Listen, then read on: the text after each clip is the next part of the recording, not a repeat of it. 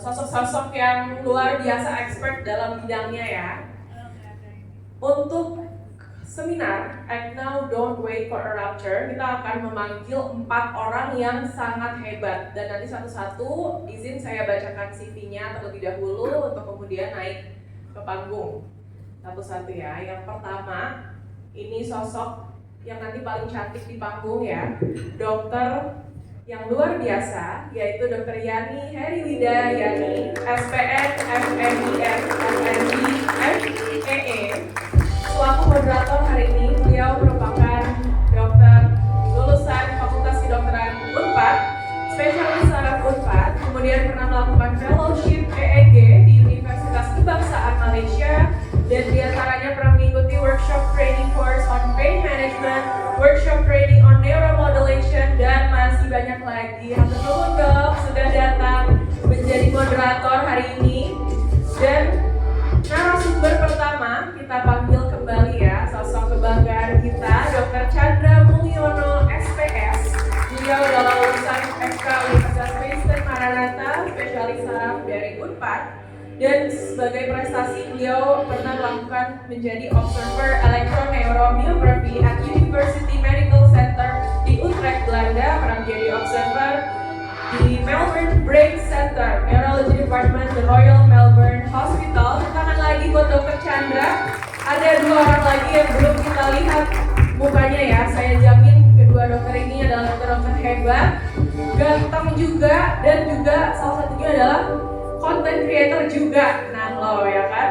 Yang ketiga, kita panggil Dr. Gamaliel Wibowo Sutanto, SPS, Fellow of Interventional Neurology of ASEAN. Mangga dokter. Beliau merupakan dokter saraf di RS Santo Borromeus, pernah melakukan neurointervention training, neurovascular short course, neuroradiology short course di Sultan Mehmet Hospital Turki, dan beliau juga membangun sebuah platform bernama Instak ya dok ya. Untuk hadir hari ini, tepuk tangan lagi buat Dr. Gamaliel dong.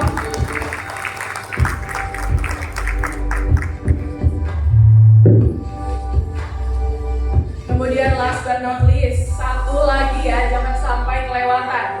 Bukan dokter saraf, tapi adalah dokter bedah saraf. Dr. Peter M.J. Liwakil, SPBS MKes. Beliau pernah melakukan operasi spinal cord stimulation pertama di Indonesia dan melakukan prosedur operasi kasus spine. Boleh tepuk tangan yang meriah untuk dokter hari ini. Siap menyiapkan telinganya ya, Bapak Ibu. Ingat ada door prize nanti ya. Ini nanti akan ada sesi tanya jawab dan juga ingat ada door prize-nya ya Bapak Ibu. Mangga Dokter Yani bisa dimulai. Terima kasih Pak Hana. Assalamualaikum warahmatullahi wabarakatuh.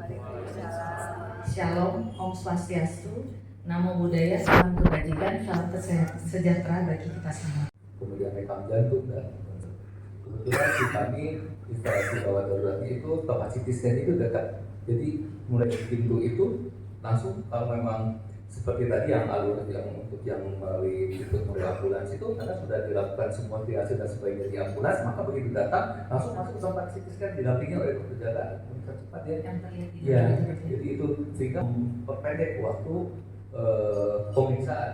Bila hasil CT scan-nya ternyata adalah perdarahan subarachnoid, maka segera dilakukan tindakan distabilisasi dan mungkin akan dilakukan tindakan itu untuk perdarahan subarachnoid atau penyakit aneurisma itu bisa juga itu dilakukan coiling, nanti clipping, dan atau diobservasi karena aneurismanya besar dan sudah mengeras, jadi kadang-kadang juga perlu juga harus dilakukan tindakan. Nah ini tentu harus kita kenali dan kita lakukan secepat mungkin dan seprofesional mungkin. Nah, yang paling bahaya adalah kenapa harus segalanya cepat, karena begitu pembuluh darah yang tipis tersebut terbuka, maka darah sementara akan terhenti oleh karena adanya bekuan darah dan penekanan dari jaringan sekitarnya. Apabila batuk saja atau gelisah, tekanan itu meningkat lagi, maka pembuluh darah yang terbuka itu akan mengeluarkan darah yang lebih banyak dan makin memberat menekan ke otaknya, yang kita kenal dengan REBD atau perdarahan ulang. seringkali pasien tidak tertolong walaupun sudah di rumah sakit adalah karena faktor pecahnya pembuluh darah ulangan atau yang kita kenal dengan diabetes. Oleh karena itu pembuluh darah yang tidak normal ini harus segera dihentikan dengan menyumbat. Sistemnya ada dua, itu dengan coiling maupun grinding yang akan diterapkan oleh para pakar di Gamaliel dan Dr. Peter. Baik, terima kasih Dr. Chandra. Kemudian selanjutnya dok ya, kan pasien itu rata-rata datang ke rumah sakit itu dalam kondisi aneurismanya sudah pecah. Nah, jadi untuk mendeteksi aneurisma yang belum pecah, bagaimana caranya, Dr. Gamaliel? Silakan. Terima kasih Dr. Yani. Jadi memang topik kita hari ini adalah act before rupture, atau kita bisa melakukan antisipasi tindakan-tindakan kalau kita bisa mengetahui kira-kira bagaimana sih tendensi daripada sebuah aneurisma ini memungkinkan untuk kita lakukan tindakan atau kita observasi saja. Kita mempunyai banyak modalitas pemeriksaan untuk memeriksa pembuluh darah, seperti dengan CT scan pembuluh darah, dengan magnetic resonance pembuluh darah, atau dengan pemeriksaan DSA kepala. Tentunya pemeriksaan CT angiografi ini dapat mendeteksi ciri-ciri yang pertama, yaitu adalah jika ditemukan pelebaran atau penambahan ukuran aneurisma ya, yang di atas 1 mm, apakah di dalam 6 bulan, apakah di dalam 1 tahun, itu kita bisa lihat. Dan juga kita bisa lihat apakah bentuk aneurismanya itu memiliki suatu kelainan atau suatu benjolan kecil atau suatu anakan aneurisma, di mana lokasi tersebut biasanya adalah suatu yang titik lemah yang suatu saat bisa pecah dalam waktu dekat.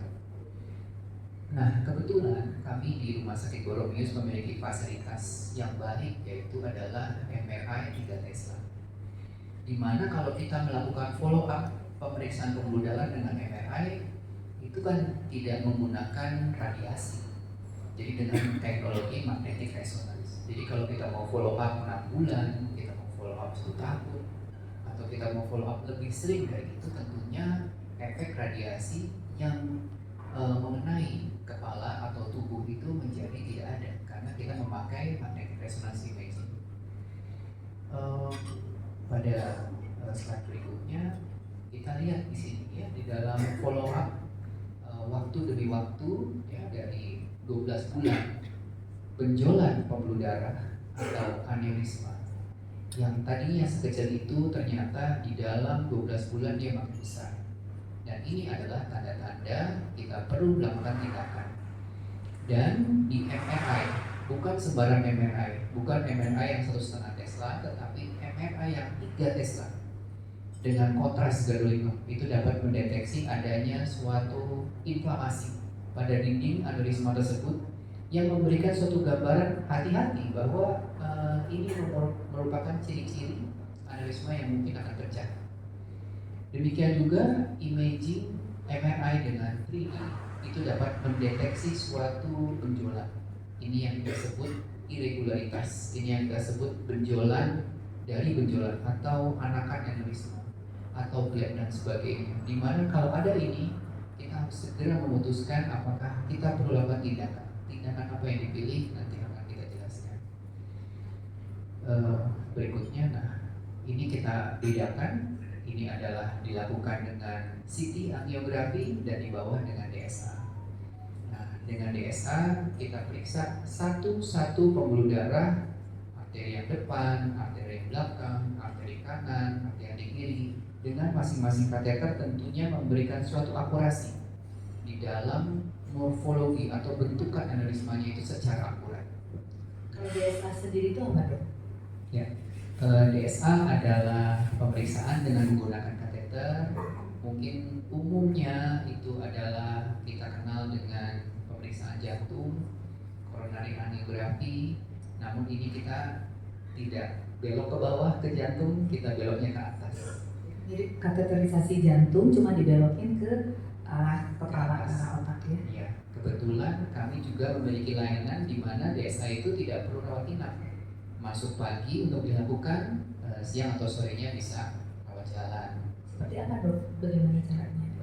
Jadi biasanya tentunya yang paling utama adalah indikasi yang kuat. Apakah ada indikasi sudah terserang stroke, subatankah, perdarahankah, apa dicurigai aneurisma. Jadi harus ada indikasi yang kuat untuk dilakukan pemeriksaan DSA. Kemudian pemeriksaan-pemeriksaan laboratorium dilakukan hari-hari sebelumnya, sehingga pada waktu dilakukan pemeriksaan semua screening sudah dilakukan dan kita bisa menyatakan bahwa pemeriksaan dapat dilakukan secara aman. Biasanya akses yang kita pilih adalah akses tangan, karena kalau akses tangan lebih mudah dirawat daripada dengan akses dari lipat paha. Pasien bisa langsung mobilisasi, duduk, berdiri, berjalan dan sebagainya. Ya, hasilnya akurat. Coba diklik. Ya, jadi ini adalah gambaran di mana kita lakukan DSA, kemudian kita putar rotasi DSA-nya 3 dimensi dan kita bisa mendeteksi adanya suatu irregularitas, adanya suatu gejolak di mana di bagian inilah aneurisma itu berpotensi pecah. Dan pada kasus ini memang pecahnya di situ. Jadi itu adalah target kita tutup supaya rembesan itu akan berhenti dan tidak bertambah luas. Jadi dok, kalau misalnya dari hasil pemeriksaannya ditemukan aneurisma, apakah selalu harus ditindaki atau apakah kita harus menunggu? Ya. Mengingat ini kan silent killer ya? Jadi kita temukan ciri-ciri tadi, yaitu pelebaran lebih dari 1 mili di dalam 6 bulan atau follow up minimal 2 pemeriksaan, kemudian ada bentuk-bentuk irregularitas seperti pada DSA ini, itu kita harus segera tindakan. Namun kalau misalnya aneurismanya itu bentuknya bagus, tidak ada irregularitas, kemudian pasien mau untuk menghindari faktor-faktor resikonya seperti merokok, darah tinggi dan sebagainya, mungkin kita bisa punya waktu untuk follow up. Tetapi jangan lupa tetap diperlukan pemeriksaan lanjutan, karena yang tadinya kecil bisa menjadi jauh lebih besar. Kalau yang DSA di lengan dok itu jadi bisa di arteri mana saja? Jadi di lengan. Biasanya kami lakukan di lengan, yaitu di dekat pergelangan tangan atau di lipat siku. Itu bisa ulang hari ya dok ya? Ya, datang pagi, siang atau sorenya bisa pulang. Baik. Kalau sekarang dok, kalau aneurismanya sudah pecah dok, apa yang bisa dilakukan? Baik. Tentunya seperti yang disampaikan Dr. Chandra, bahwa suatu aneurisma yang pecah adalah suatu kegawat daruratan. Seperti berikutnya. Jadi yang paling pertama kita harus mengetahui ketika ada perdarahan seperti diperlihatkan pada slide ini, kita harus segera mencari tahu apakah kita melakukan CT scan angiogram atau kita langsung bawa ke ruangan kateterisasi di cath lab untuk selain mengidentifikasi juga kita lakukan tindakan. Ya, selanjutnya. Nah, saran dari guideline 2023 dikatakan bahwa kita harus melakukan tindakan kurang dari 24 jam. Tujuannya apa? Tujuannya adalah untuk mencegah aneurisma itu pecah ulang. Jika pecah ulang, maka angka kematiannya menjadi meningkat, yaitu 60-80% pasien yang mengalami pecah ulang baik di rumah maupun di rumah sakit itu dapat kehilangan nyawa. Sehingga kita harus memutuskan tindakan apa yang harus kita lakukan, apakah dengan endovaskular, dengan coiling, atau kita lakukan pembedahan dengan clipping. Mengenai endovaskular dok, bisa dijelaskan lebih rinci dok? Ini kan ada 4 macam dok. Baik, dokter. Slide selanjutnya. Ada 3 macam. Apakah kita dengan simple aneurisma, simple coiling, dengan kita memasukkan suatu benang-benang logam yang sangat halus sekali untuk mengisi aneurismanya itu, sehingga kita bisa tambal kebocorannya itu dari dalam. Atau kalau dibutuhkan bisa kita pasang cincin, atau kita butuhkan dengan pemasangan flow diverter. Selanjutnya. Nah, inilah yang disebut dengan minimal invasif, yaitu kateter masuk dari lipat paha atau lengan juga bisa. Kemudian kita masukkan koil tersebut benang-benang logam ke dalam aneurismanya untuk menutup perdarahannya, menutup kebocorannya itu dari dalam. Sebenarnya bukan suatu teknologi yang baru ya, dikenal sudah dari sejak 1990 dan sampai sekarang masih bermanfaat, apalagi kalau terjadi pada pecah yang sangat akut. Selanjutnya, jadi ini adalah beberapa contoh aneurisma. Kita lihat pada gambaran yang ini bahwa aneurismanya itu pecah. Ada anakan aneurismanya itu dua macam, dua buah, seperti kepala Mickey Mouse. Jadi kita yakin bahwa ini memang aneurisma yang berpotensi untuk pecah. Dan kebetulan mereka pasien ini masuk dalam keadaan sudah pecah. Dan kita masukkan koil ke dalamnya, kita isi dan kita tutup rebesannya. Slide berikutnya. Dan ketika tadi kita ditanyakan usia berapa sih? Memang paling sering usia 40-60 tahun. Tetapi hati-hati pada pasien ini itu pecah pada usia 28 tahun. Dengan ukuran aneurisma yang cukup besar, dengan tinggi 6 mili, lebar kurang lebih 4 mili, sebesar ini.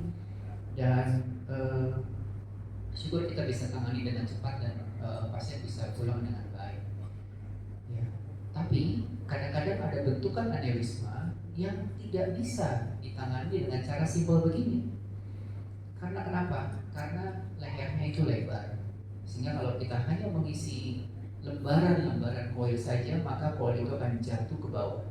Sehingga kita membutuhkan sesuatu seperti selang, seperti cincin untuk menahan di bagian bawahnya, sehingga kita bisa mengisi dengan padat, kita bisa menaruh koil itu dengan aman tanpa risiko koil itu jatuh ke bawah. Namun ada teknologi yang baru, boleh selanjutnya, yaitu dengan flow diverter.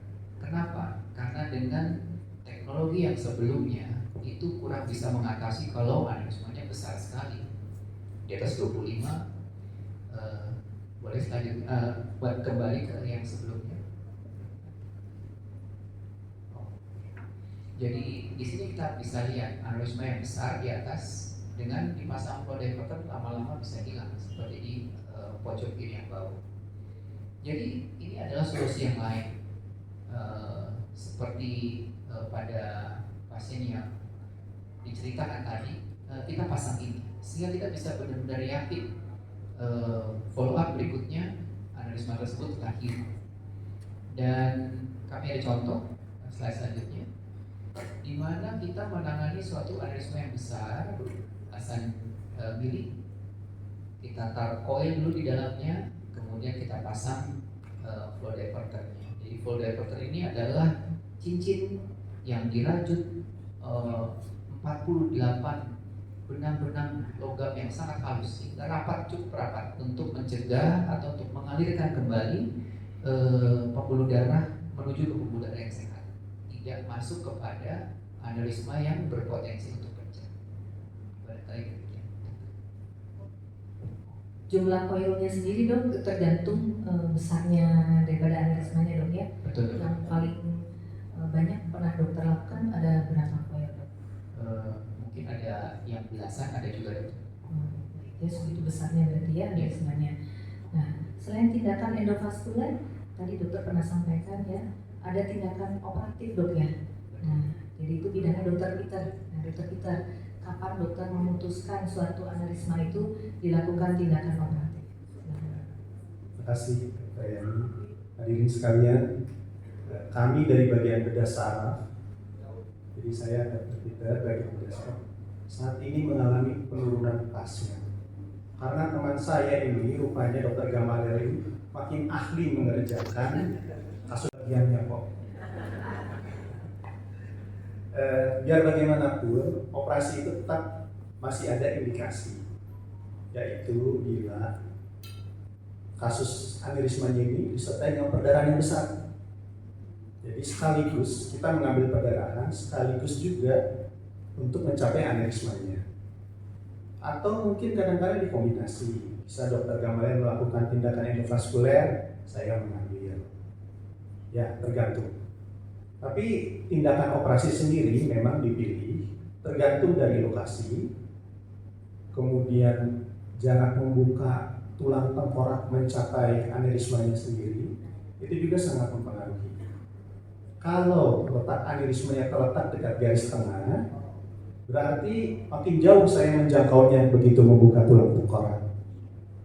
Tapi kalau ada ke pinggir, dokter gambaran susah sampai dari garis tengah untuk mencapai pembuluh darah yang ke pinggir.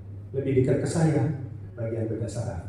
Jadi pilihannya itu ada kompromi antara bagian bedah saraf dan saraf. Jadi begitu ada pasien aneurisma, biasanya kami diskusikan dulu. Kalau ini mau tindakannya apa? Ya kalau pilihannya endovaskuler, yang baru saya jelaskan dokter gambaran, ya dokter gambaran yang maju. Kalau saya nanti ya begitu. Jadi seiring perkembangan waktu memang kami semakin berkurang. Nah, operasi aneurisma sendiri, clipping itu bisa adalah menempatkan sebuah klip logam kecil di leher aneurisma, sehingga tidak ada lagi aliran darah menuju aneurisma. Dia akan terus melalui pembuluh darah yang sehat. Nah, teknik operasinya sendiri bisa kami perlihatkan, ada ilustrasinya. Sebelum operasi, jelas kita harus inform concern dulu sama keluarga pasien. Pasiennya sih mungkin nggak sadar atau jadi kepala, nggak bisa diajak ngobrol. Kayak misalnya pasien patah tulang, amandel, pasiennya nggak sadar. Jadi kita bicaranya sama keluarga pasien. Cara jelaskan, keluarga pasien berhak untuk bertanya, mendapatkan informasi sejelas-jelasnya, membandingkan antara tindakan pembedahan serta tindakan endovaskuler yang tadi dijelaskan dokter. Kalau setuju, kami akan operasi. Ada tim dokter juga anestesi. Jadi ada dokter anestesi itu, ada lagi dokter subnya, neuroanestesi. Mereka bius dengan teknik-teknik pembiusan secara tindakan operasi dasar. Nah, kalau operasinya sendiri, ya biasa, rambutnya dicukur. Kemudian, bisa boleh diilustrasikan videonya. Kemudian kita mulai membuka kulit kepala. Sebentar ya, ini mungkin bisa dilewatkan saja. Ya, membuka kulit kepala, kemudian membuka tulang tengkorak. Ya, stop dulu. Nah, di dalam otak itu ada jalan, banyak jalannya supaya kita bisa mencapai aneurisma. Jadi tidak melubangi otak normal. Kita lewat jalan. Ada jalan Asia Afrika, jalan Nago kalau di sini. Kita lewat jalan situ. Jalannya gede-gede kok. Cuman kalau perdarahan kadang-kadang suka sempit. Nah, jadi dikasih obat supaya bisa melebar, dibuka. Kami harus pakai mikroskop yang bagus supaya bisa otaknya sedikit dibuka tanpa mencederai otak normal, sehingga bisa ditemukan aneurismanya. Bisa lanjut lagi. Nah, ini dia musuh kita. Siapkan klipnya, pasang di lehernya. Ya.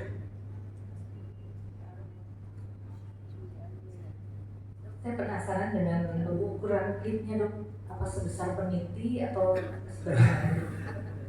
Jauh lebih kecil dari peniti.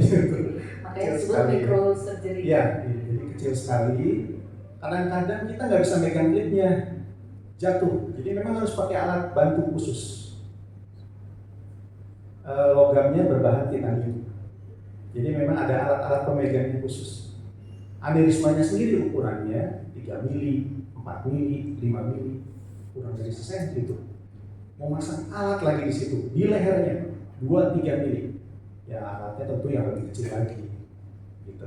Kalau clippingnya sendiri tuh kalau misalnya suatu kali akan di-MRI kepala, apakah aman? Clippingnya aman.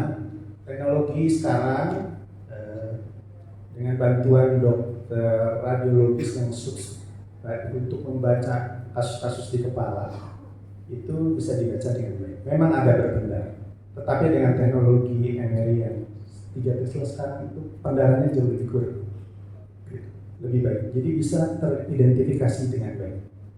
Nah, keuntungan daripada klip sendiri itu dia sifatnya permanen. Ini bukan promosi ya. Lebih permanen, kemudian angka re-rupture, artinya pecah ulang, sangat kecil sekali. Pengalaman kami di Boronis itu operasi kayak begini itu udah mulai dari tahun 2009, 2008, 2009 operasi, itu kurang lebih ada 45%, tidak pernah ada yang pecah ulang. Jadi sangat permanen. Dan kemudian itulah sifatnya lagi adalah kalau memang perdarahan dari aneurismanya ini cukup besar, ada perdarahan yang kami bisa ambil. Itu. Selanjutnya, apalagi dok tindakan di bidang bedah saraf yang bisa dilakukan pada pasien-pasien dengan aneurisma, misalnya kalau terjadi komplikasi? Terima kasih. Jadi kalau saya tidak kebagian operasi untuk pasang klip, saya masih ada jalan. Jadi tadi disampaikan oleh Dr. Chandra bahwa ada komplikasi yang terjadi, namanya hidrosefalus. Bukan seperti anak-anak kecil yang kepalanya membesar, tetapi ini rongga otaknya yang membesar. Tapi karena pasiennya sudah dewasa, maka yang membesar itu hanya rongga otaknya, kepalanya tidak ikut membesar. Kalau rongga otaknya membesar akibat dari sirkulasi cairan otaknya tidak bisa mengalir balik, akibat ada darah, cairan otaknya terkumpul. Itulah namanya hidrosefalus. Kalau keadaan pasien yang kesadarannya turun, kami lakukan tindakan emergensi yang bersifat life saving, menyelamatkan kehidupan. Dipasang namanya external ventricular drainage (EVD). Operasi cepat, dilubangi 1, masukkan selang ke dalam rongga otak, cairan otak yang mengalir dipasang ke bagnya. Bag kami di Rumah Sakit Boronis ini sekarang bisa dihubungkan dengan sebuah monitor tekanan otak. Jarang sekali rumah sakit di Indonesia ini yang punya teknologi seperti ini. Nah, ini monitor. Monitornya mungkin biasa seperti dilihat kalau di ICU. Yang warna hijau itu denyut nadi. Yang warna biru itu saturasi oksigen. Yang warna kuning napas, yang bawah merah tensi. Ada yang warna ungu. Coba lihat-lihat di monitor rumah sakit lain. Belum tentu ada yang warna ungu kayak gini. Ini adalah untuk memonitor tekanan dalam otak. Dihubungkan dengan alat yang tadi. Yang ini 15, angkanya normal. Pasiennya moga-moga bisa menuju kebaikan. Nah, FVD ini dipertahankan selama 7-10 hari kemudian dilepas. Setelah FVD apa dok? Nah, kalau pasiennya ternyata masih belum bangun, masih hidrosefalus juga, kita ganti sama yang namanya Vepesian. Silakan. Ya, Vepesian ini selangnya terpasang lebih permanen, jadi artinya tidak dilepas. Dikerjakan bila FVD-nya gagal, artinya bukan gagal maksudnya, masih tetap hidrosefalus, kemudian darahnya masih ada sisa, sehingga setelah 7-10 hari masih tetap terjadi hidrosefalus, harus diganti, dikonversi menjadi Vepesian. Atau bila pasiennya perdarahannya sangat minimal, tetapi terjadi hidrosefalus, kita pasang Vepesian ini. Tujuan dari Vepesian maupun FVD ini adalah mengalirkan cairan otak yang tersumbat akibat adanya darah karena proses pecahnya aneurisma, dialirkan ke perut. Dok, ini permanen gitu dok ya? Ya, permanen. Bila pasien membaik, pasien dapat beraktivitas seperti biasa. Tidak apa-apa gitu dok dipasang permanen? Tidak apa-apa. Seumur hidup saya udah ratusan pasien ya dipasang kayak gini. Belum pernah ada satupun pasien yang minta dilepas, kecuali ada satu pasien waktu itu orang muda. Kasusnya waktu itu saya pasang Vepesian, kemudian dia membaik, dia mau kerja, difoto, ada selang di sini, ditolak, nggak bisa kerja. Jadi dia datang lagi sama saya, minta tolong dicabut selangnya. Ya sudah, saya cabut. Itulah satu-satunya pasien saya yang pernah dicabut lagi selang Vepesian karena mau kerja. Baik, terima kasih. Bagaimana dok tata laksana pasca operasinya tadi yang dengan monitor tadi dok ya? Ya, jadi nilai sebelum operasi, nilai operasi, dan nilai sesudah operasi itu harus kualitasnya tinggi, sama tingginya. Nggak ada nilai yang lebih rendah. Pasca operasi juga sangat memegang peranan penting. Habis kami operasi, pasiennya masuk ICU. Mohon maaf, mungkin pakai ventilator, 1-2 hari kalau udah cepat bangun bisa keluar. kemudian diobservasi ketat. Ini ada ventilator, maaf sisi sebelah kiri kalau kan. Kemudian peralatan lengkap di ICU, kemudian periksa lengkap sebelumnya. Pemeriksaan berkala. Jadi di ICU itu ada tim dokter yang lengkap juga untuk memeriksa, terutama dokter intensivis. Jadi dia akan pantau. Selain itu tim dokter yang ada memantau seperti tanda vital, kesadaran, pupil, kemudian ICP monitor yang warna ungu itu, kemudian pemeriksaan lab berkala, serta bila diperlukan pemeriksaan CT scan untuk mengevaluasi hasil tindakan operasi. Jadi pasien berada di tengah, kami semua dokter bergerak untuk memberikan yang terbaik. Jadi pasiennya di aja di tengah, jadi pasien center. Nah, semua dokter bekerja untuk melakukan yang terbaik. Semua berkontribusi untuk memberikan terbaik. Semoga pasiennya bisa lebih baik. Terima kasih dokter. Tadi barangkali ada pengalaman di ICU, dokter. Di ICU pun bila kesadarannya sudah mulai membaik, mulai stabil, mulai kita lakukan rehabilitasi medis untuk mempersiapkan pasien untuk pindah ke ruangan biasa. Di ruang biasa maka akan dievaluasi mulai dari kita dan lain-lain, termasuk pola makannya, fungsi kognisinya, dan pasien akhirnya akan disiapkan untuk menjalani rawat rumah. Tentu sangat penting untuk melatih keluarga dan caregiver yang akan merawat apabila pasien itu ada gejala sisa yang cukup berat atau sedang, sehingga bagaimana menjalani keseharian di rumah tanpa bantuan dari tenaga medis. Nah, setelah pulang, kemudian pasien akan menjalani rawat jalan dan tentu dipantau dari faktor risikonya, misalnya darah tinggi dan lain-lain, itu harus dikendalikan, diberikan edukasi untuk pola hidup yang sehat ke depannya. Karena walaupun sudah ditutup, aneurismanya masih bisa terjadi lagi, aneurisma di tempat lain ataupun di tempat yang semula. Nah, oleh karena itu pengawasan dan aneurisma berkala ini sangat diperlukan. Baik, apa dok pesan untuk kami semuanya di sini mengenai aneurisma? Jadi aneurisma ini kan silent killer, jadi lebih baik dideteksi lebih awal. Gejala Seperti bom waktu dok ya. Ya, apabila terjadi kan sangat beresiko. Nggak sempat lagi tuh pergi kemana-mana, itu segera pergi ke rumah sakit. Jangan dibawa ke tempat-tempat yang lain dulu, segera datang ke rumah sakit yang bisa menangani dengan baik supaya tidak terjadi risiko di mana sebelum sampai ke rumah sakit ternyata sudah kami tidak dapat melakukan pertolongan. Inilah gunanya kami memberikan informasi, memberikan edukasi, karena mencegah itu jauh lebih baik daripada mengobati. Act now, don't wait for rupture. Ya, Terima kasih. terima kasih dokter Chandra. Pesan dari dokter Gamaliel.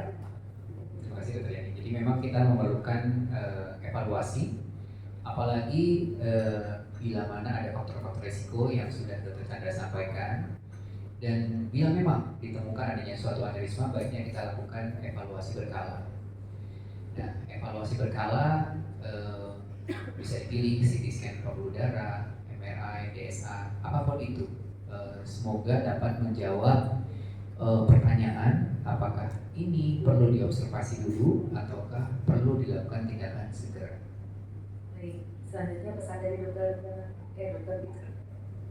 Ya, kalau dari saya sama dengan teman sejawat yang lain, hidup sehat, kurangi begadang, kecuali kalau timnas tanding. Ya, sekali-sekali mungkin boleh ya, kali dokter. Tapi tidur baik, teratur. Kemudian biasanya orang awam itu periksa lab.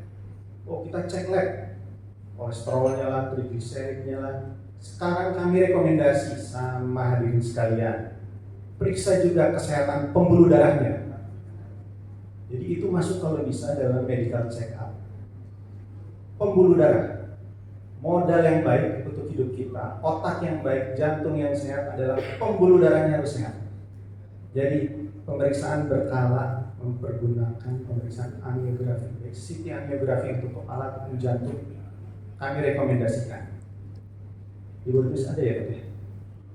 Ada. Itu saja. Terima kasih. Barangkali ada tambahan pesan dari dokter. Tadi mengenai edukasi seperti yang saat ini kami lakukan, namun setiap bulan pun ada beberapa bulan sekali kami mempunyai sarana, yaitu klub sadar stroke yang memberikan edukasi, kemudian Betul, dokter. memeriksa tekanan darah, memeriksa faktor-faktor risiko secara free ya. Ya, secara gratis. Ya, ketua ini Dokter Yani dan saya sangat berterima kasih karena sebenarnya saya waktu masuk ke Brumis tahun 2002 sebagai dokter spesialis syaraf belum sadar seperti itu sudah ada. Dan salah satu perintis dan pendirinya adalah guru saya Dr. Dede Gunawan untuk sebagai pendiri dari grup sadar stroke yang sampai ini bertahan dan berjalan di grup sadar stroke. Terima kasih. Terima kasih atas pemaparan dari para narasumber yang sangat menarik. Nah, setelah ini akan ada sesi tanya jawab, tapi sebelum sesi tanya jawab ada sesi yang sangat menarik yang dinanti-nanti mungkin sama Bapak Ibu sekalian yang akan dibawakan oleh pembawa acara dan panitia. Silakan.